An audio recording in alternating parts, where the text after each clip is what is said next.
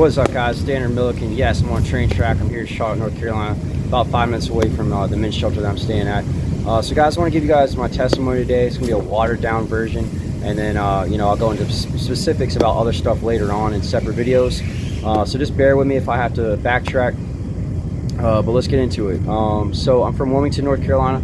It's about 3.5 hours away from here in Charlotte, and I lived there for about 22 years of my life at different times. But yeah, my mom, she was a professional photographer. She did everybody's portraits, and she also did everybody's weddings. She was like #1 in our city for a while. My dad, he's a real estate developer and broker.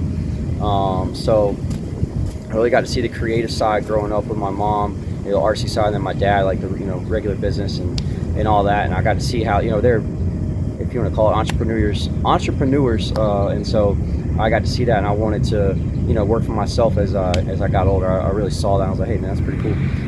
So it was that. I grew up playing basketball. A lot of people know me for basketball, and I grew up in the church.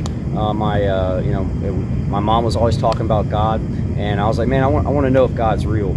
I had my first experience with God when I was age 7. It was a day like this. It was calm. It was sunny out, and I remember I was playing basketball. I was in my backyard. My parents were like 30-40 feet away, so I just picked up my basketball, and I was like, God, if you're real, I was like, make the wind blow really hard right now. And then I tell you, probably about 3 to 5 seconds later, all of a sudden there was just like a mini tornado right in front of me. A lot of wind just gathered up. It's probably about 10 feet wide, about 15 feet high, very powerful. I saw God in this. I was just like, man, this is crazy. He was letting me know that he was real. And I also felt the fear of God too. So that was pretty cool. That's my fear. He was just letting me know without a doubt. So I knew that God was real. Bam.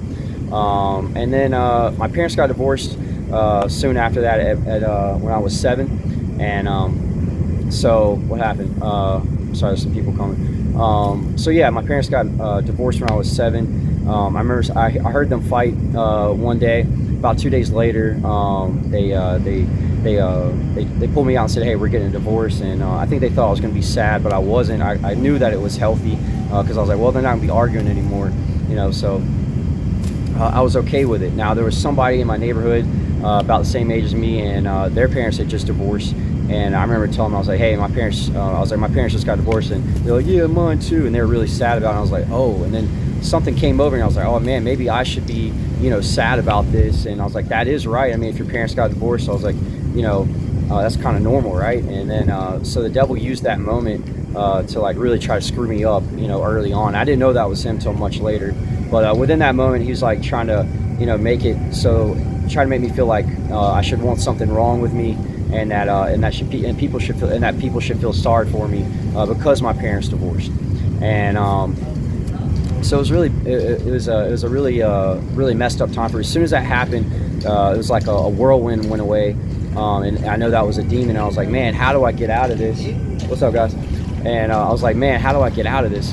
And that moment, that all that stuff just stuck with me, and I just couldn't figure out how to unwind it. You know what I mean? And so from then on, it was very doom and gloom. I felt very depressed. I didn't make good grades after that, and I was just kind of stuck with this thing. I would try to revisit that moment, but the devil, I know now that was him trying to make sure this camera don't fall. I know that was him trying to keep me from unraveling it and figuring it out. So I wouldn't go into it that much, and I just thought, well, this is the new Danner. This is my way of life now, and I just thought that was normal. But I knew it was, but I just got so accustomed to it, and so again, it just followed me for a long time. Now my parents had a big court case. My mom ended up getting primary custody over us. My mom got the house that my dad paid for. She got a lot of alimony, and then she also got it so that she would get paid for forever. So as you can imagine, my dad did not like my mom too much, and was kind of towards her, and just regretted her a lot. And then when I went to go live with my mom, I never saw this side of her, until my parents split up, and I was with her solely. And I saw that, I didn't know that, but I found she didn't like men. She didn't like us. She tried to emasculate us. She tried to manipulate us. It was witchcraft. And she told me later on about stuff that she was involved with that that matches up with that. So I knew that's what she was doing, and she just had a real thing. She just didn't love us, and there's just some real man hate there, so it was very toxic. And she was always talking bad about my dad for no reason. Always talking about, I think I can get more money than him. Your father, you love your dad, and stuff. Like, you don't do that to kids when they're growing up. And it was always in my ear. I never had 1 second where that was not going on. So it was just like the devil's trying to use that to really just try to screw me up as best he could. I mean, it was insanity 24/7. And then I would go over to my dad's, and it was normal. I would go over there 2 days a week and every other weekend, and it's like I have all this insanity going on, and then I can't say anything, because if I do say anything, my dad's gonna be like, huh, what? Because he's already trying to find something to get her back with. And so if I'd said anything, she would get arrested, and they would take it to court, and then he would get custody over. So I didn't, even though my mom was wrong, I just I still didn't want to do anything, because I was, I just thought that was bad, even though she deserved that. But later on, I kind of did something like that. So anyways, that's what was going on. So I had all this stuff going on from what that devil tried to do with me, and then my mom doing all this insane, and my dad, I don't get along with my parents even now, but my dad, he was kind of cold and strict. He had some ease on some things, and but he was just kind of unloving, and it's like a competition. I could tell, now I can definitely tell, especially with my mom too, that they wanted to compete with me, and they're scared that their kids were going to do better than them, and they tried to not encourage us. They're scared, and it was an insecurity they had. So that's why I don't talk to my family now. And then if I had, then I wouldn't be anywhere. And some of you guys need to just let go. So if that means staying in your car for a while or whatever, you got to get away so that you can do your thing, so God can use you. Use it as a testimony, but it's biblical. You got to get away from your family, especially if they're holding you back. If you know that, just go. So that's what I had to do, and don't take a long time like I did. I took forever. I was kept going back, feeling guilty, and that whole Disney thing about stereotype. Oh, you're supposed to be with your family. It was probably you, or I wasn't perfect all the time. But if we're talking about on a regular day-to-day basis, no, it was not. It was them. So, and you guys didn't grow up with me. You guys don't know who my parents are. You don't know them, how they work behind closed doors and all that. So I don't want to hear any of that. But anyways, so yeah, it was very toxic with my mom. Now, around this time, I started middle school. I went to a Christian private school. I did not want to go there. All my friends were in public school, and I didn't want to wear a uniform. Definitely didn't want to hear about God. I thought God was whack. I'm listening to rap music. I'm a cool kid, whatever. And I was like, I'll do the God thing much later in life. That's probably for older people. I was like, golly. So I'm hearing about what all the the cool kids are doing, in public school and all that. I'm like, oh man, But they didn't do any of that at the private school, and so it was just very. And I had so much toxicity going on with my mom. I just when I got to school, it was just like whatever. I was I did kind of the class clown thing, and I couldn't concentrate because I had so much nutcase stuff going on with everything, and I didn't have any psychologist, nothing to talk to me or to any way to express it. And around that time, somebody told me about the activity that goes along with corn, and I have to rhyme that word because I can get demonetized. Certain words you can't say on YouTube, or they'll shadow ban, all kinds of things. So demonetized. So it's the activity that goes along with the word that rhymes with corn. Sorry, somebody's calling me. So it's the activity that goes along with the word that rhymes with corn. It starts with a P. Oh, look how the devil works. Stop messing up. It's the word that rhymes with. It's the activity that goes along with the word that rhymes with corn. Starts with a P.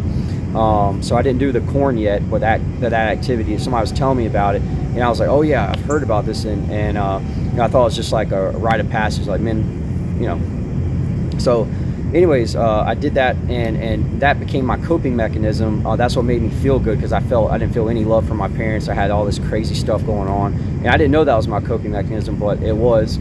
Sorry, this thing's about to fall, I feel like. But it made me very weak. A lot of people would run me over, and I was already told, not to talk back to my parents, even though, they would do wrong, and they're just trying to be like, like you won't say anything. So I had all this like bottled stuff up, bitterness and, all that. And then people would treat me bad, and then I just would be like, yeah, it's cool. And then like really, I was really mad underneath. So I had like a real hard heart, stuff like that. And, but I just was a people pleaser. So, it wasn't good. But that activity with the corn, lasted for a while. And then I got into corn soon after. Somebody showed it to me, and then you know, almost got called by my dad, so I stopped it. I got super scared, but I kept up with that activity, and that was still my coping mechanism. So everybody has different ones. I'm thankful I never really got into the bugs, the word that rhymes with bugs, and I never got into the you know, I never got into the drinking really. So everybody has their own. I know somebody that coped with chocolate. I mean, seriously.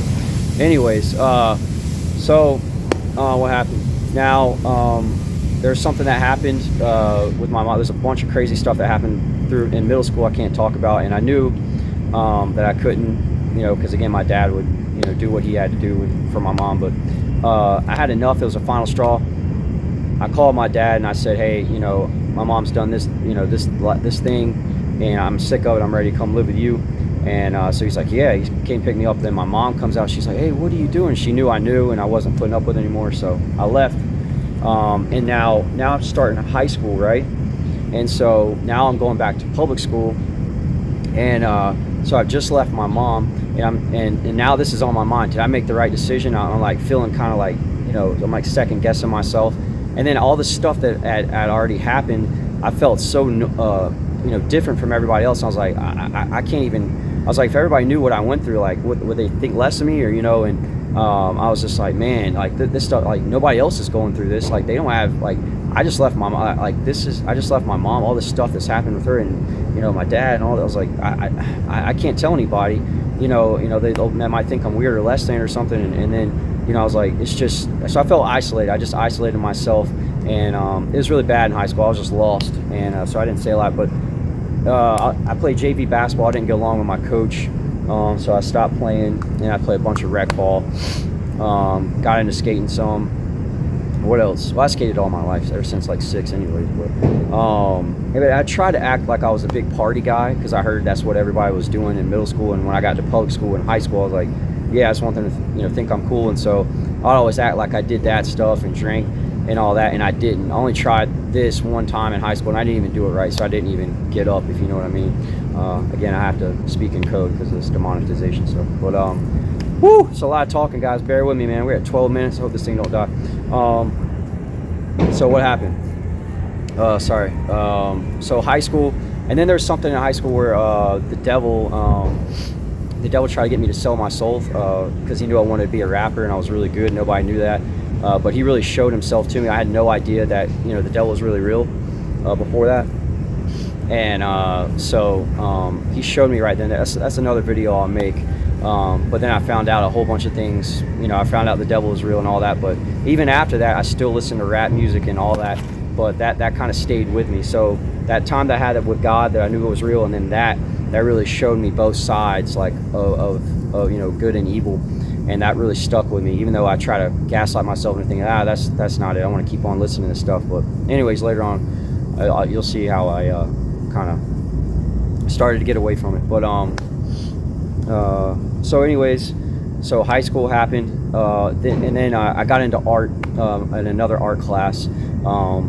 There's a Warhol piece that I saw. I'll just put it short, and you know, I like those colors. You know, I grew up in the 90s, so you know, like all the surf colors and Saved by the Bell and you know, Nickelodeon, all that stuff. I was like, hey, this is pretty cool. So that inspired me. Graduated high school barely, and then and I was like, hey, I need to take this seriously. When I got out in the real world, I was like, whoa, yeah, I need to take it seriously. I'm gonna take school seriously, and got into surfing. Took that really seriously, and then started making surf art. That kind of, I wanted to do some art stuff, and so I got really inspired by like the Warhol thing, and that just kind of carried on there. And I started doing the surf art, playing a lot of basketball, got into partying, got into corn now. I didn't party too much. I didn't do like any bugs or anything. There was about a 2-month stint where I did that for about 2 months and consistently. But I saw my friends just basically deteriorate. Their lives went to nothing. They were dropping out. Some of them almost got their lives taken for it. And I was like, over a stupid plan. I was like, I almost watched it happen right out in front of my street because of a bad bug deal. And so I was like, man, I don't want any parts of this. This is stupid. Y'all don't have that. I was like, I'm not doing this stuff anymore. So I probably only did it about 4 or 5 times after that. throughout the years, like every once in a while. The last time I tried it was, I think, in 2022. I saw the lake of fire, and I'll never do it again. I haven't touched it since then, and I'll never will. Yeah, so did that, and then, hooking up with girls and all that, and then had the corn addiction, and I never liked none of that. I was never one of those that could keep on doing it. I always felt bad after I did it, and I was just like, I don't see how you guys like keep on going. And so that really faded out. There was plenty of times where I never had a problem with the bugs or the drink. I definitely made a fool of myself sometimes doing those things, but I never had a problem. I don't even do any of that today. I haven't touched that in probably 7 months, and I was only having one every once in a while.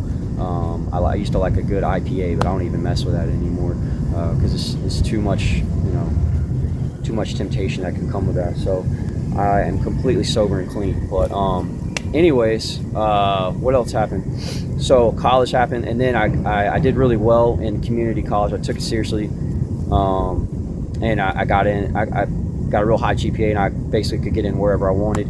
And I just went to my local university, and that's when I got smacked. I had bad roommates, and I was trying to party and be cool, and then I didn't know what I wanted to do, and I had this bad corn addiction, and then school just started smacking me, and then I just dropped out after about 6 months of my junior year, and I was like, screw this. Oh, and sorry guys, I have to back up. I started a streetwear line at the beginning of when I got out of high school. There's somebody that I got inspired by in my local hometown, and just to see somebody young and doing it, doing something cool and professionally, and I was always known for like wearing cool clothes, and it was cool kid graphics, and I always liked that. So it was like already something I like to do, and got inspired by that. Taught myself graphic design, got into 4 stores, and was doing well with that, and I really wanted to do that. And so yeah, that was something I was doing. I forget where I was going. So I had the streetwear, yeah, and then so I dropped out of college my junior year, and then I still had that line, right? And my dad, he had a friend who knew the current, who happened to be the CEO of American Apparel and Adidas Accessories at the time, and so he got me a meeting with him, and the guy gave me a deal for my line, but it didn't work. I didn't like the guy, so I didn't do it. So I just knew it wasn't for me. So scrap that. Now that was 4 years into it now, and I was like, man, screw this. I was like, I'm not doing it. I was like, I'm tired of it. It's been too long. I haven't gotten it off the ground. What am I going to do? I got kind of depressed. And then, like I said, I don't know if I said this yet, but after my junior year dropping out, after my junior year After my junior year dropping out, I moved to New York City. After I stopped after I stopped the clothing line, and then I found digital art. And I'd already had that graphic design background, all that, and so what's it called? Sorry guys. So I had that graphic design background, and I got into digital art in short, and I really tapped into some unconventional things within this program called Paint.net that weren't part of the regular programming, and I just I knew I had something. I was really into originality. I knew that's how I could separate myself. And I already knew it was super hard to make it in art, but I wanted to. I knew I had something. I had a bunch of different series. I was like, hey man, I can actually be an artist. I can actually do this thing that a lot of people don't think that I can make it in. I can do it. I just knew I knew I could, and I was like, I'm gonna go back to school, get my bachelor's, so I can get a safe job within the art field. It was like working for an auction house or whatever, just so I'd have safe money, not try to rely on being an artist. I think I can make it solely as that. And so I didn't do that. I didn't go back to get my bachelor's for a couple years. I did the digital art thing, and I blew up. I made a Tumblr. Not within 2 weeks, I'd already gone viral. I got on the front page of Tumblr, and they put me up there for the whole day when you logged in. So everybody got to see it. And then when you logged in, you got to see my piece on the side as well. So I went viral. I got over 500 followers in one day. People were asking to buy my art, from all over. And a lot of people are reblogging my stuff. I got thousands of reblogs. So that started my support base from people that really helped me. And then after that, I was having almost got a lot of articles of some really big publications, but something would happen at the last minute. I wouldn't get it. Now I see that God was trying to show me that was part of that they were part of the devil, and that the art world was actually part of the entertainment world. It's just lower on the totem pole, it's just less popular. So it's the same thing as Hollywood and what you call it, music, but it's just less on the. It's not as it's not some people want to go for as much as the other people, and so I was starting to see that. But anyways, a lot of these artists that weren't as good as me, they were putting in demonic symbolism, of the devil, pentagrams, witchcraft stuff, all that, and so I realized like real quickly, like, okay, they're getting that, and that's how they're getting, in these publications. That it's not that they're better than me, but it's because they've sold out. They're aligning with the devil in this club, and so that's the reason why I'm not getting in for a lot of this stuff. But I ended up still collaborating with major publications and some famous stuff or whatever. God let me still get some of that, but he there's some of it that he wasn't. And I see even later on that a lot of them, some magazines, they would cover up this eye, they would cover up the eye and let you know that one eye symbolism. You look back, every single cover has that. So I don't know if somebody does this, there's got to be some reason for it, for every single magazine cover that they do. Some of you guys might know that magazine, but just saying, man, you guys think this stuff's conspiracy, it's out here now, man. So anyways, so I started to learn a little bit more about the art world like that, and so I was like, man, whatever. But still had some big stuff happen. And then what else happened? Let's see. So then I go back to school. I was like, all right, now I'm ready to go back to school. And because I thought I could make it as an artist, and I know I could have if the whole devil thing wasn't part of it. If I'd sold my soul, I'd be able to get in and do that. But I didn't even realize at the time, but now I do. So I was like, well, screw this. I got to go make some money. I was like, I really got to do it. So I'm gonna go back to school. So I went back to school, and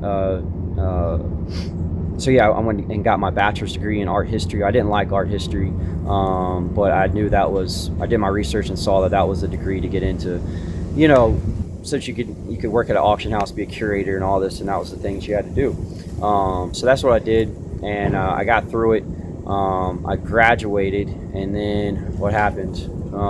That was the end of my digital art career. My digital art kind of faded out, that style, and then it moved more into 3D, and I wasn't into that.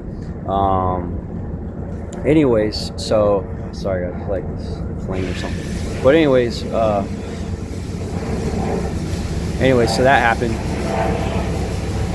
Golly. Anyways, so I can't even talk about these things. So what happened? The art thing. Yeah, so then I moved back to New York, and then I go and get my dream job interviews at like the auction house, things like that. And then I see the corporate art world and the corporate world for what it really is. And I saw specifically, again, within the corporate art world, auction house, all this stuff, that it was demonic. And a lot of these organizations or these companies are prestigious, and you guys wouldn't think so, but behind closed doors, if you had those meetings, if you had those interviews and all, you would know. So it's very dark, and I was like, man, this is really how I was like, this, dang it, man, like this, I can't believe this. It really saddened me. So after that, I was like, I don't want anything to do with this corporate art world. So I'm going to be an entrepreneur. I'm going to do my own thing. I don't care if I have to flip burgers until, I make it. I'm going to, do whatever it takes. So I started doing research about like what the latest, tech things were, what's coming about. And I saw that vending machines were getting ready to, really come back, in different ways that you wouldn't think. I saw in Japan that there's a lot of vending machines that they're using for all kinds of stuff. Live goldfish, you want to buy a goldfish, you want to buy spaghetti, all kinds of whatever. And I was like, wow. And so I was always trying to relate stuff back to digital art. And I was like, man, digital art's kind of stagnant. It's the hottest medium, but nobody's collecting it. We need to do something about this. And so I made a digital art vending machine, in short, that encompassed everything, as far as all the ways you would view it, all the ways you would buy it.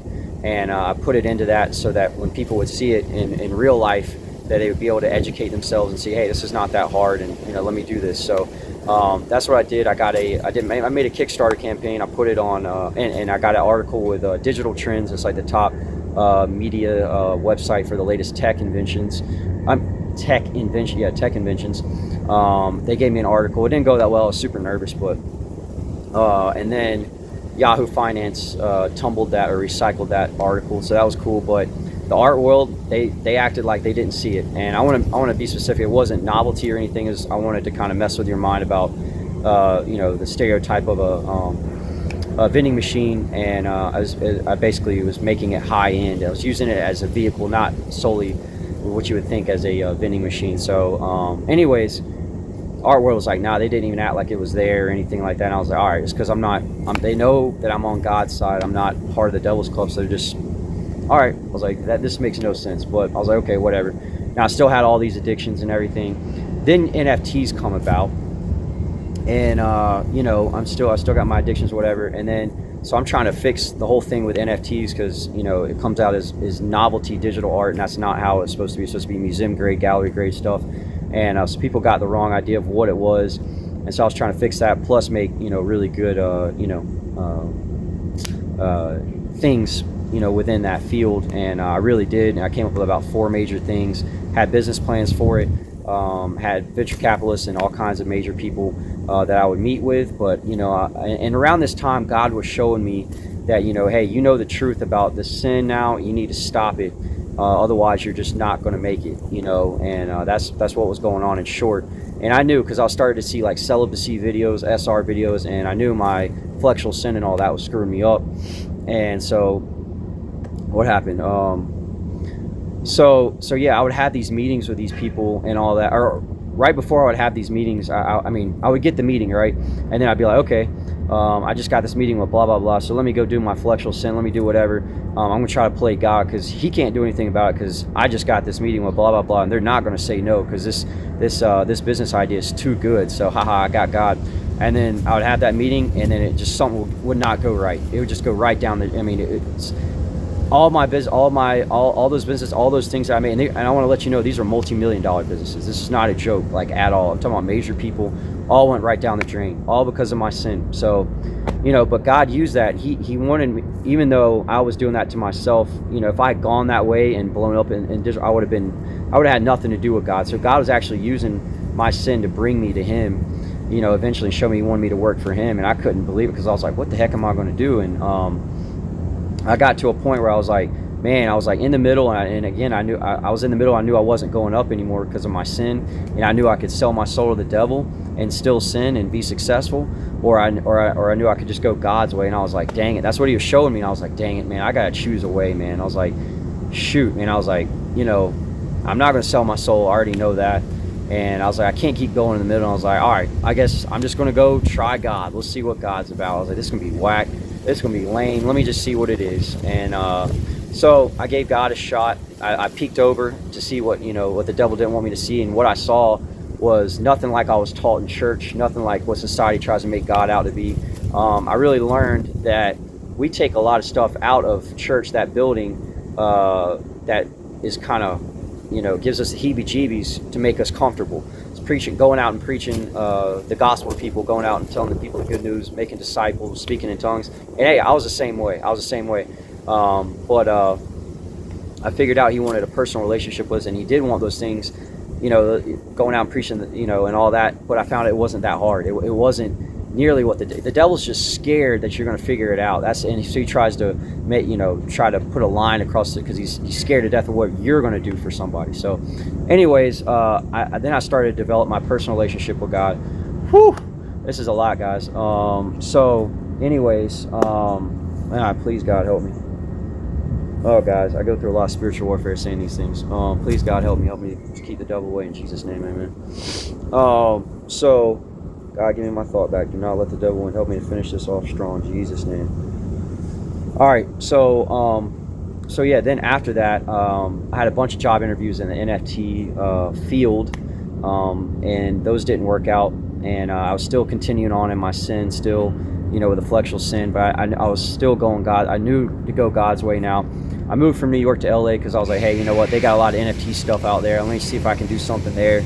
I moved there, and I had a couple more job interviews, didn't work out, and then now I'm like just bummed out as heck, and I'm living in an RV through Airbnb. I found out that the guy that owned it had a bunch of different ones, and I was like, hey man, can I just rent from you? He's like, yeah, that's what we do. And so I ended up doing that. But I was done with the art, where I was like, I'm seeing everything. I was like, this thing's fake, and I'm not getting anything. I was like, this is ridiculous. I was like, I was being gaslighted, because these people didn't even know what they were talking about in the NFTs, because it was brand new and they're just trying to make money real quick. And I had all this experience, but because they didn't know anything about it, they're acting like I did, you know, and I was just like, hello, and I was like, man, God, what is going on? But I thought it was because of my sin, but again, God was using that to bring me to him. As funny as that sounds, but it makes sense. So anyways, what happened? So now I'm done with the artwork. I'm like, dang it, God, I'm done. And I'm like, I call the Billy Graham hotline, and this lady prophesized over me. She was saying things that she would know, only things that I would know. So I knew it was God, and she's just like, just get a job, just get a regular job somewhere. And I was like, all right. And so she's like, everything's going to work out. You just got to go get a job. Just trust God. She said, you know, everything's gonna be fine. So I went. There was a. I lived off Washington Boulevard in Venice Beach, and there was a dry cleaners right near my RV, and so I just went and worked over there. It was I couldn't stand it. There was a lot of witchcraft. There was a lot of crazy stuff. I saw things for it. I knew LA. I'd heard things about witchcraft, and when I got there, I really saw that witchcraft and like the New Age and all the stuff. I didn't really know what to think until, but I never saw witchcraft right out like in front, because I'm from North. Like, we don't, people, they do it, but I didn't even know that. But they hide it. But out in LA, they're just like, yeah, dude, straight up devil worshiper or whatever.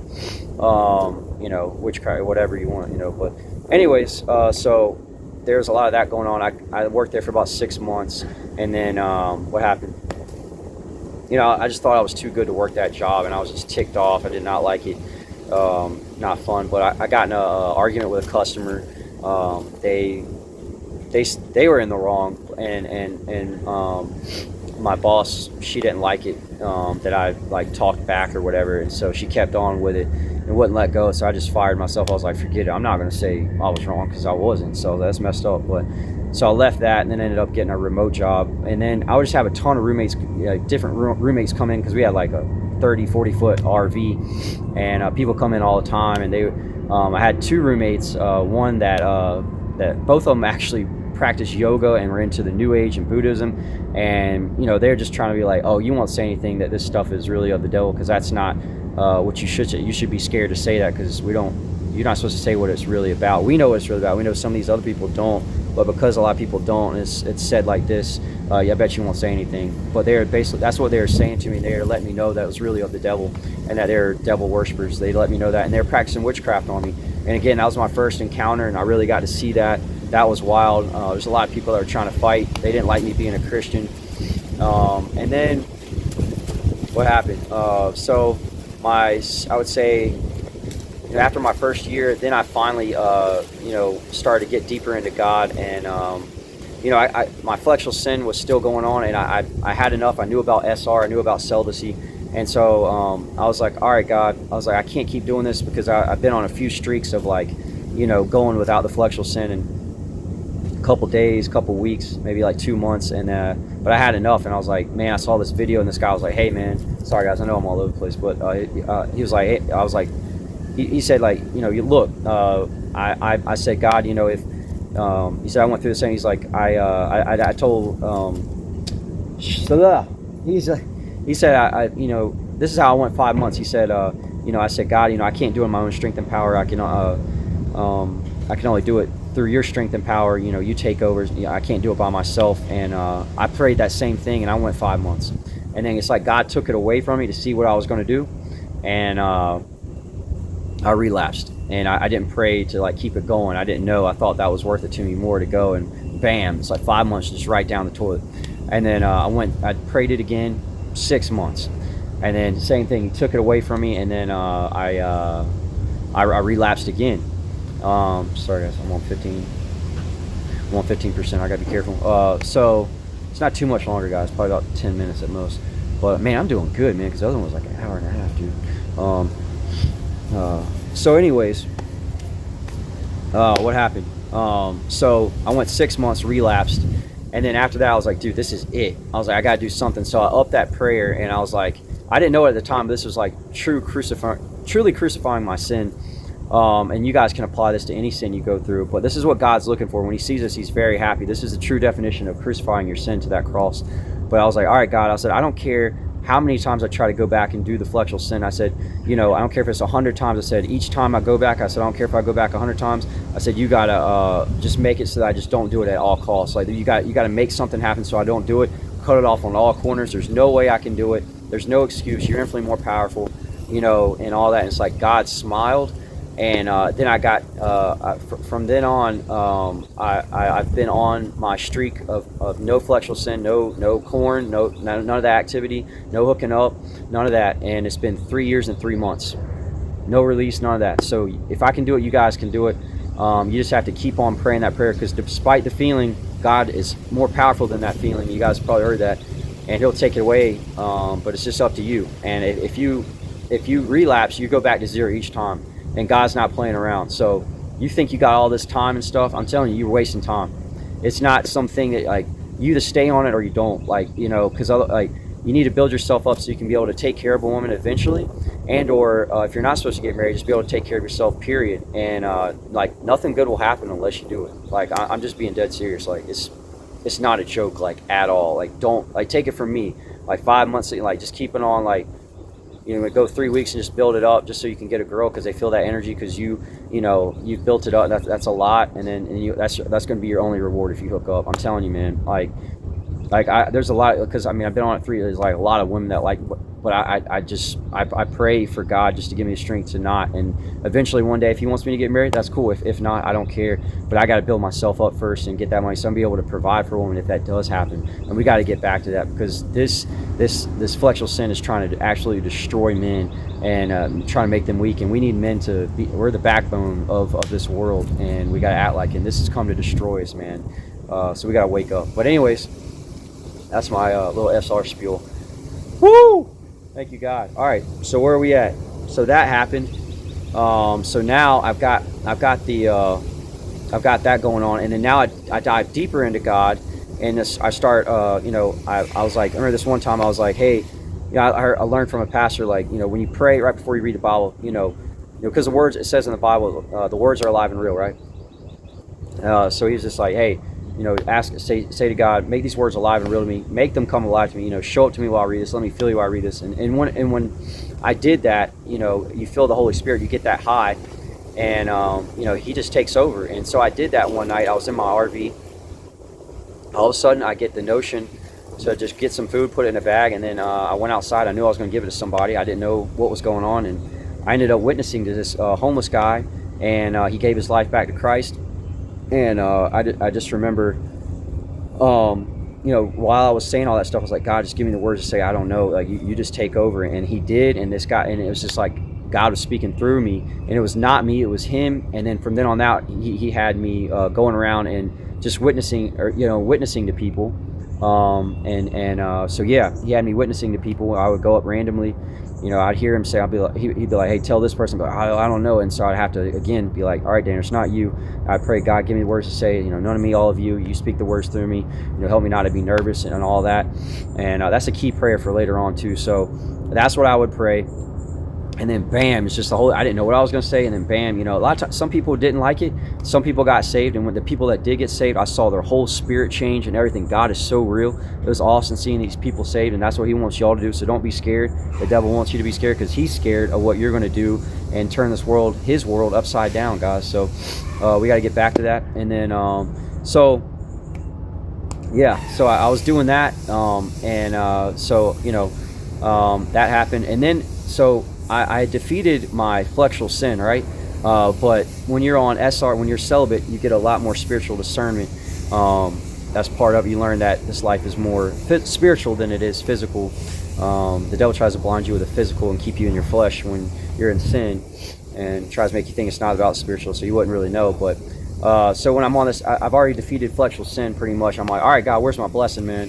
Hello. But I still had 3 other major things I had to work on, and that was overeating, and technology addiction, and then also forgiveness, anger, and bitterness. So those are other things that He brought up. Not so much the anger thing until later. That's actually something I just recently defeated. But so then I had a really bad situation in my RV with somebody, and I knew I needed to get out. I prayed to God. I was like, please get me something, man. And I remember I got the notion to call this guy that used to be a roommate of mine in an RV. And I knew he might know something. And he actually had just bought a shuttle bus. It was a 22-foot shuttle bus. It had been renovated into a mobile office. and his son didn't want to live in it anymore. He's like, yeah, dude, 300 a month, you can live in it. And I was like, oh, cool. So I got my own spot. You know, it was a 22-footer. It had no electricity. I was taking nothing but cold showers all year round, filling up this little camper bag and taking a shower off of my steps with a curtain. And so cold showers, yeah. Yeah, that earned me some man points for sure. That was not fun. But I tell you what, you do feel good after you get done with that cold shower. What else? I can't remember. So yeah, no electricity. I'm barely making it with my job, my remote job, and now I'm like overeating. I'm still like, I'm not overweight, guys. I was only overweight for about 3 years in my late 20s, and so you know, I was probably about 10, 15 pounds. I've always been in shape, and but I was overeating like crazy, and I was still working out. I had a little weight set I bought a couple years ago from Amazon, and then I was doing my cardio, and but I was still overeating because I was trying to cope with what was going on. I had a really bad situation, the shuttle bus, and you know, barely making it, and I was just depressed out of my mind. And then I was also on my phone 24/7. I was doing my job from my phone remotely, and then I was working on my sports business plan, a Christian sports business plan, on my phone. And then I was also like, had my leisure time, like I wanted to watch YouTube and just kind of chill out. So it's too much. It's three things for my phone. Insane. So my head was hurting all the time, you know, and it was bad stuff, man. But God said, you know, and I want to back up. For about 8 months before that, I'd been working on fasting. So I was doing 1 to 2 days a week, you know, not eating and just doing water fast. And my first one was like a 4-day. And so God was really telling me like, hey man, you need to get a hold of this eating and tech thing. And so he's like, going on a 15-day water fast. I'm like, what, 15 days? I was like, it's insane. So I did a 15-day water and salt fast, you know, no food. So the salt is for electrolytes, so a little bit of salt, and just help you from going crazy. And so that's what I learned. So I did that, and then I binge ate right afterwards. I was like, oh man, poor me, I haven't eaten so long. Oh man, here comes a train, guys. But so I binge ate, relapsed, and then 2 days later, or a couple days later, I quit my job. I knew it just wasn't right for me. God was trying to tell me that, and then probably a couple days after that, my vehicle got towed, so my shuttle bus got towed. The guy that I was paying, he lived on a boat in in like Orange County, and he didn't pay the registration and parking tickets for this thing, and so they towed it out of nowhere. And so now I don't have anywhere to go. I'm like, whoa, I can't be homeless. So I was like, there's no way. And so there's a guy that, sorry guys, comes a train. That's what I get for making a video on a train track. Hold on.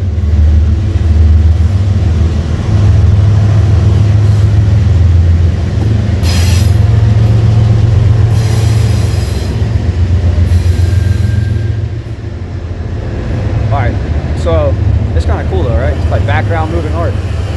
All spray paint. Oh yeah, look at all these. Pretty sick. Anyways, so what was I saying? So then the vehicle gets towed, right? So the vehicle gets towed. It's a nice little break. So my vehicle gets towed and I'm out for the first time.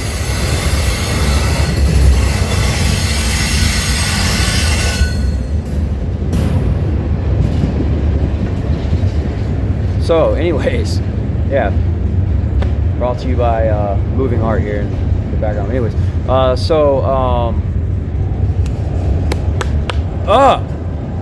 did I do? I can't remember, guys. So yeah, okay, so I got towed and I was out for the first time. I was like, God, I can't be homeless. There was a guy in an RV that lived behind me. I didn't like him. I told him the situation. He let me stay in his car for like 5 days. So I slept in there, but then we got in an argument. I was like, forget this, man. And then nighttime came about, and I was like, hello, God. I was like, you know, I can't be homeless. I was like, what's going on? You got to do something. Where's the miracle at? And yeah, I ended up, there was an apartment building right next to where I was at, and I stayed on the steps for 4 days right next to the parking garage. I didn't sleep because I didn't want to, you know, I didn't want to get taken out. I didn't want my stuff to get taken from me. So yeah, I was on there for 4 days, and then you know, it was really crazy to see a bunch. You know, LA's crazy, man. I was in Westchester, if y'all know where that is. It's right in between Marina Del Rey and Venice Beach, and you know, there's a park right across the street from me. And Anyways, I got kicked out of those steps after like the fourth night. There's a security guard person. They're like, you got to go. And so then I go to the park, and I stay against the wall of the pool for 2 weeks, and I don't what do you call it? I don't sleep. I don't sleep because, again, I don't want my stuff to get taken. I don't want to get taken out. A bunch of crazy people around. Saw a bunch of nutcase stuff, wildlife. It was really crazy stuff, right? So, and during this time, I was like, God, what are you doing? And I heard him say, I want you to feel and know the suffering that Jesus went through, the suffering that he went through on the cross, as well as because this is kind of painful, you standing out here and not sleeping and, having to go through this. I want you to kind of feel that pain. So, because a lot of people know the story of Jesus, but they don't know the feel of him, what he went through. They don't know those feelings that he felt. And that's what a lot of people need to, so they have a better respect for him, reverence for him. So, and he also saying, I want you, Jesus didn't have a place to lay his head. It says the Son of God didn't even have a place to lay his head at night. He slept out on the streets. He didn't have a place to go. He didn't have an apartment. He didn't have an apartment. Yeah. So, sorry guys. So yeah, and so I was like, okay, but I was talking out loud, guys. This is a key thing I want y'all to know. Like, pray silently a lot. Like, when you start praying out loud and saying these things, the devil can mock God's voice, and he can use that against you and try to trick you, and he can mimic God's voice and try to make you think that it's him. And from then on out, the devil, I was like, man, God, why you want me to stay out here and for 2 weeks you're telling me this, and you want me to suffer like Jesus? And I was saying all this stuff out loud, like, you want me to have no place to sleep? And man, looking back, I see what he did, and basically he was trying to mimic God, and then he tried to make me think that God was like this big harsh God, and he wanted me to be kept in like this just horrible situation and not sleeping, and wanted me to really suffer like Jesus did. And I was like, man, what the heck, bro? And so I would hear him saying this, like, you need to stay out here and this. I'm like, oh man, that's God, because he's just not fun and he's harsh. I was like, man. And so what the devil was trying to do through that was he was like, man, I bet he'll take himself out, because this is too hard. Him staying out here and not sleeping. And, I didn't sleep for about 4.5 months, guys, and I'll get more into that. But he was like, I bet he'll probably take himself out, and he's thinking it's God, and that's what God wants. I got him. I'm tricking him. And the whole time, God was like, yeah, I know that he's believing the wrong voice right now, but he's going to come out of this. He's going to be stronger. He's going to have a lot of strength from this. He's going to have a testimony to tell people, help them to get through stuff. Again, they might be going through something. They hear his story like, shoot, well, I can get through my thing. He went through that, and, this is brand new to me, guys. So, again, I had nowhere to sleep, and I wanted to get a job, and I wanted to get a job, but I couldn't sleep. I didn't have anywhere to sleep, and I wanted to make sure my stuff was fine. I didn't want to get taken out, none of that. And so I did start to sleep during the day in the grass, like in the park, because a lot of people would lay out during the summer, and so I just try to make it look like that. And I would every once in a while I'd get about 3 to 5 hours of sleep. I'd do like 3 hours during the day, and then 2 hours like later, if I could at all. But I literally went through 4.5 months of not sleeping at all, like hardly any at all. Like, it was really bad. But that was the devil trying to keep me in that. And he really thought that he was going to think that I didn't think I was going to be able to get out of that, and that was just going to be it. And like, what are you going to do, Dan? You probably are going to take yourself out, right? That's what he was hoping for, because the devil's really out there in LA. That's not a joke, man. I could feel it. I've never felt his presence more strongly in that place. I think it's because it's just out in the open, man. So, shout out to LA though, man. I pray for that place. Anyways, so what is it? So LA. So yeah, LA. So 4.5 months, and then so God, like during those 4.5 months, God had me to beat my addictions again with food. So I did I did a 16-day water fast, and I did a 16-day water fast, and then I relapsed again. He wanted me to do that, and I relapsed again, and I ate so much, and then he's like, probably 5 days went by, I do another one. He said do a 14-day, Now I do a 14-day. Now I'm starting to get, I'm like, okay, I don't need so much food. I don't need 3 meals a day. I was like, ah, this is all brand. I'm like, that's how the devil, he doesn't want you to like not eat. He wants you to eat because he's afraid when you fast that you're gonna get this spiritual stuff from God. He's afraid of that because once you don't have any food, what else do you have? You pretty much only have God. So he's scared of what's gonna happen, and he's already hoping that your feelings just count on, be like, oh, I don't want to go through that. He's like, yeah, that's it. So you don't get that. He's scared to death because there's so much stuff that happens when you fast. So guys, let go of the food. It's just how your body, like when you train it, like the feelings, you can beat that with God. Just ask God to overtake that stuff. That's a lie from the devil. Like you let a couple hours go by, you don't even feel that feeling anymore. But anyways, so I did that third fast for 14 days, 14-day water fast, and yes, guys, I was gone as heck. I was like sunken, man. But then I finally started to get it, and then he had me on a 1 meal fast for 2 weeks, and then that really broke it. And then I started to get, I was like, okay, I get this now. I was like, I really don't need that much food. I was like, this is all a lie. Because the devil's scared. He wants us to over and just be gluttons and all this stuff. And I was a glutton, man. I was, but you wouldn't know it. So, anyways, then so I beat that pretty much. Yeah, I did beat that. I beat my food thing, and I understood it. And then, but I still had the technology addiction and the anger thing. Now I didn't really know about the anger thing till later, but the technology thing. So then God had me do a 10-day fast. Where I didn't touch my phone I didn't turn it on for 10 days, and I wasn't talking to anybody anyway, so it wasn't a big deal. And so yeah, and that broke it, so I didn't have that technology addiction anymore. Now the last 2 months of me being in LA, I found a place where I could lay down outside, in this place. It's hard to explain, but it wasn't like nasty. It was just like it worked out for me, and I was able to start getting some sleep. It wasn't great. But now I didn't stay in a homeless shelter, and the reason why, homeless people in LA are on a different level, and they do drugs and they do all kind. But they don't get demonetized for that, but they do a bunch of crazy stuff, and it's just another level. And I knew that, and there was some people in the parking lot of the park that helped, homeless people to get to the homeless shelter. And I heard God say, "Don't go," because I was like, "Yeah, I can do that. I can go get a job, and I can go get an apartment." And I heard him say, "Don't go do it. Don't do it." And I was like, whatever. I was like, that can't be God. And I went over there and I saw these demons in these people. And it was really dark. And I just felt it. And I was like, okay, I'm not going to do this. I don't know why. But it was because not only was it not good, but God wanted me to go through all that stuff of things that you probably wouldn't think that, He would want me to go through, just so I could have a testimony and show I survived that. And I really, because otherwise it would have been too easy if I would just gone over to that place. To the homeless shelter and all that. So then so after that, everything's fine. 2 months of getting a little bit of sleep now, and I'm just like, all right, man, I got this sports business plan. I started my originalitymentality.com website for creative consulting. Go check that out. I do creative consulting. If you guys need me, I can really help you guys. So yeah, originalitymentality.com. I started that up. And, there's a library in the parking lot, or there's a library right next to the park. So I'll go there a lot, charge my phone and all that, and work on stuff. But, anyways, what happened? Dang it. So yeah, I started that, started the website, and, what else happened? Oh, I forgot. Yeah, I had my business plan for my Christian sports thing. I had been working on that. That was looking good.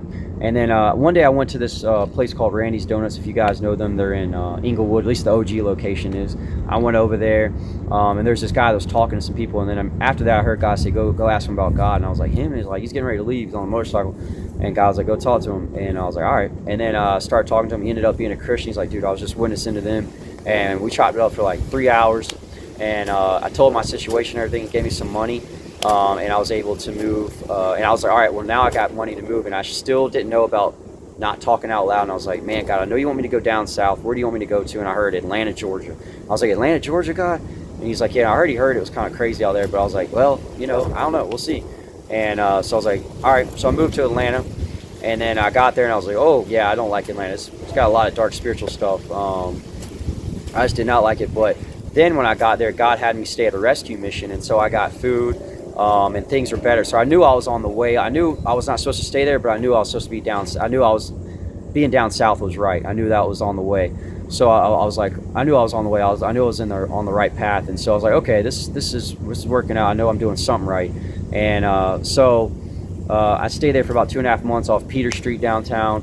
I met some cool people, or whatever. It was still witnessing to people, all that, and then I was able to get some money. Somebody donated some money to me, and then I got tickets so that I could, and then I was like, okay, now I got enough so I can move somewhere else. I was like, where is it? And so I prayed silently, and then I heard Charlotte, and I just kept praying about it. I was like, all right, I feel good about this. I didn't say anything. I didn't let the devil know.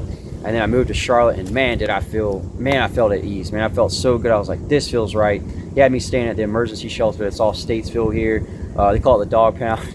But it's it's crazy over there, because you would have to, there's only a certain amount of beds per night. I think there's like 130, so you have to hope that you get one. So you have to get there early. So I was getting there every day. I was there for 3 months, getting there early so I could just get my spot. And people smoking all sides of you, and I got bronchitis because of that for 2 months, and it was rough, man. And I was like, I still felt like God was wanting me to do the Christian thing, but I couldn't figure out what it was. And so during this time, God wanted me to level up, and he's like, all right, now I want you to go out and preach to people. He's like, I want you to tell people the gospel. I was like, me? I was like, dude, what if they think I'm weird or something? What if they like make fun of me for being a Christian or whatever? And he's like, yeah, go do it. And there's a day center for homeless people through the same organization as that does the emergency shelter over here. And a lot of people go congregate during the day there, and that's where I did my first preaching at. It was really scary, but again, I use that same thing. God, you speak through me, none of me, all of you. Help me not to be nervous. You speak the words, all that. And I was nervous for about the first 2 minutes, and then I really started making sense, and I got past it.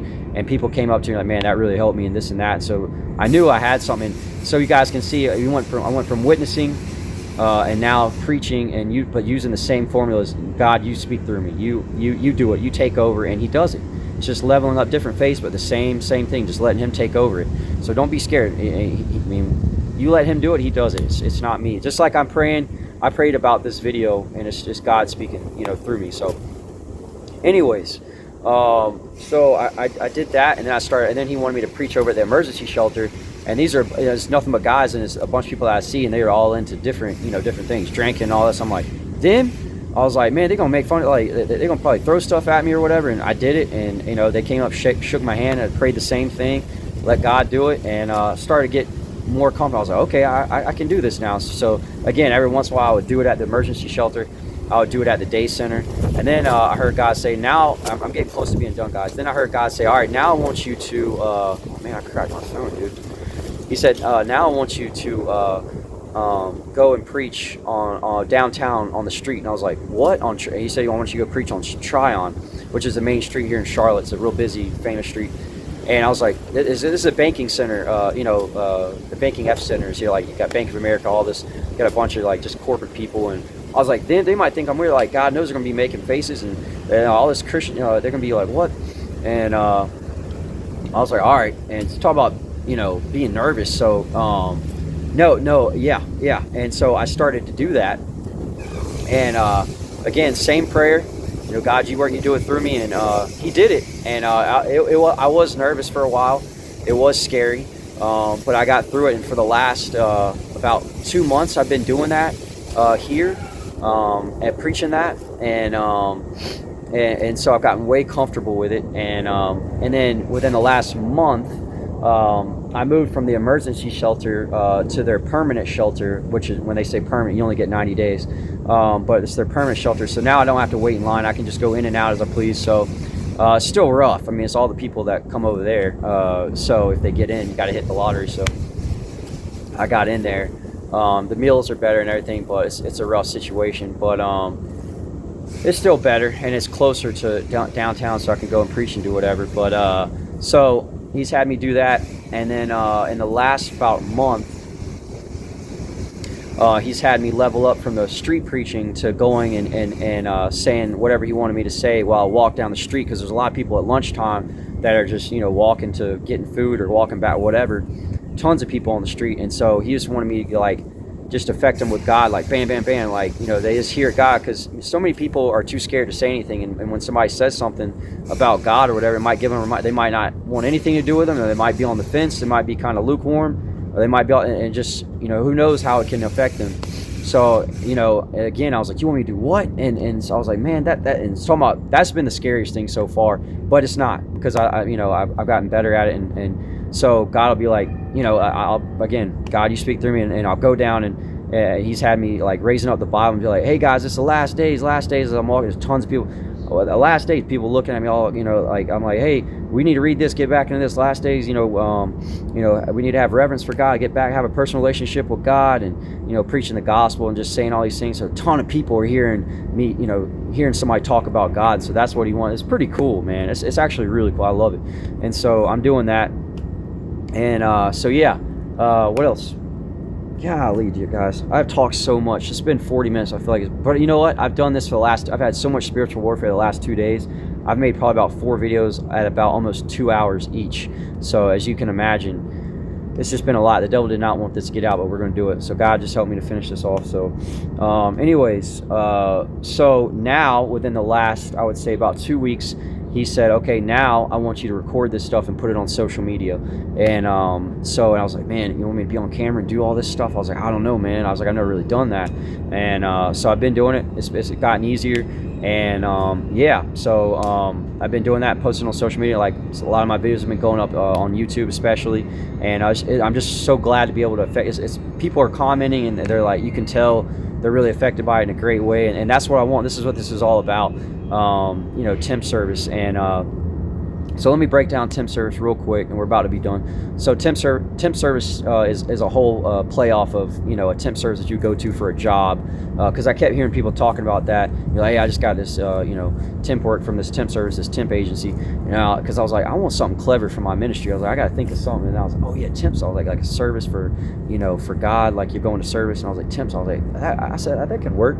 So I was like, all right, temporary service. I was like, all right, temporary service. So we're here temporarily, and we're supposed to give a service to people to affect them with, you know, our testimony, preaching the gospel. Get out there, get out of that four-wall church all the time, and get uncomfortable, and let God speak through you, and share, so that you can help people. Even if you don't think you really have a testimony, you can help somebody. Or if you don't have one, give your life to God. He'll give you one, like me, you know. But you're gonna come out of it. It's not to say it's gonna be like that all the time, man. So you know, it's only for a short while. I mean, for, I don't know, for however long he wants it to be. But you know, so that's what I want to do.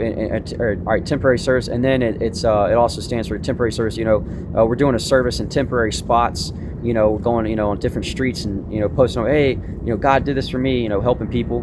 And then it also stands for temple service, which means you know, when we go and do these things, when we say these things to people, you know, out on the street or wherever, communing and showing them the real church, you know, it's servicing not only our temples, but other people's temples. Our temple has the Holy Spirit. And so, you know, there's that. And then, you know, it also temple service stands for, like, having a service together, you know. Sorry, I'm kind of messing this up. Temple service, you know, it's like actually having a service when we all gather together. And I want to have people that, like, stem from me. You guys can have your own ministry, but I just want it to kind of come back to me, and we all just, you can have different, you know, times where you just commune with each other. You guys can film it or whatever, and you just show people the church outside and what you guys do, and just take that nasty veil off of what the devil wants Christianity to be. You know, the one that he's scared that you guys are going to figure out and go and show the real thing. Because God, you know, again, he never said, I think I said this earlier, like, you know, he didn't say that the church is a building. There's nothing wrong with that, especially if you guys are doing it. You know, it's great if you have a place, you know, to congregate, but get outside, go to people's house, you know, whatever, and just tell people the gospel, and get out there. Because, you know, people are going to one of two places, man. We can't be scared. I mean, especially when we get, you know, on Judgment Day, if we just say, you know, hey, I believed in God, you know, I believe in you, God, you know that, and he's gonna be like, yeah, but you didn't do anything about it. You didn't, so you're ashamed of me. You're like, yeah, well, I was afraid of what people are gonna think, and just wanted it out. And I don't know. I'm not God. I can't judge for that. So I think we just need to have a healthy fear and wake up, guys, because we need to do this, and we can stagnate revelation right now if we all do this. And I know God wants to. I mean, I don't think he wants the last days to come about. So why don't we just stand up for what's right? All these people that are doing wrong, these people all this stuff that's trying to switch over, why don't we just stand up and do stand up and do what we know is right, and stand up for what's right, and change things back, and not let these people that are doing wrong stand up and get over. Like, I don't get it, man. I understand, because I was there. I was scared of all this stuff back in the day about going out and preaching, and I get it. But now we don't have time. We got to wake up, man. So I don't care if I'm stepping on your your toes, making you feel uncomfortable. We got, a lot of us are grown. We got to get spiritually mature, and come on, we got to go. But temp service, I want to go out and travel to different places, and tell people about this, and influence them and encourage them to know that, hey, use your gifts and talents, and tell people about things that you've been through, and commune together, and show people this real church outside, and help people and bring them to God. That's what we need to do. And I want to make it a non-profit, and I want you guys to, like, meet up with me at these different places that I go to. You guys, we all, like, pray together, and we have, like, service outside, and you guys get to go up and down the street, and at the same time as I am, or whatever, and we all give our testimonies, preach, and look at the effect it's going to have on people. That's what I really want to do, and I just want to do that worldwide. That's what temp service is, man. So, because God says, He says the harvest is great, which means there's plenty of people that can come to God, believe it or not. But He said there's not enough people to actually go out there and do it. Why? Because they're scared. They're nervous. They're scared of what backlash and all this. And it's like, dude, we gotta get out there. So that's really what temp service is based off, is that verse. So the harvest is great, but there's few laborers. So we need people out there. We need not manual laborers. We don't need manual laborers. We need Emmanuel laborers. So that was kind of corny, but anyways, yeah. So. Guys, and again, I'm at that permanent shelter now. This is what I really feel, and I want to get my Christian sport thing up, because that can really change people. Like, oh man, this guy came up with something cool. I didn't think, I thought Christianity was whack. How'd he do this? This has kind of changed my mind. Oh, I might look into this now, and so I think that could be very effective. So. I want to start temp service. I want to make that. I need funding for that. I need funding for my Christian sports, thing. I've got a business plan for temp service, and I got a business plan for the sport. And again, I'm at this permanent shelter. It's not good. I really feel like this is what God wants me to do, and I just need y'all's help. If anybody wants to help me out, I would greatly appreciate it. I'll put my all the ways that you can help donate right here on the screen. I have a Cash App, a PayPal, and a Zelle. My email is tempserviceofficial@gmail.com. I'll put that here. So if you guys got any questions, feel free to let me know. But I would greatly appreciate any help. I'm trying to get out of that. I don't even know if I want a car. When I moved to New York, I really found out I didn't even want a car. I was taking the subway, and I was like, I don't want a car anymore. They got a transit here. They got a bus transit, and they got a thing called Lynx. It's basically just a subway, and so I'm fine with that. I would like to have a scooter, just to get around a little bit more. I'm talking about, like, it's not like a moped, but like, just the one that you put your two legs on. That would help me get around some more. And then I wouldn't even, I'd like to get an apartment, but I wouldn't even mind staying in a motel, like a monthly motel, weekly, even an I'd rather not live in an RV anymore. But anyways, just that's kind of what I'm looking for. But if anybody can help, I would greatly appreciate you guys. That was my testimony. I think I said everything. I hope this helps people. Yeah, I love you guys. God bless. Peace out.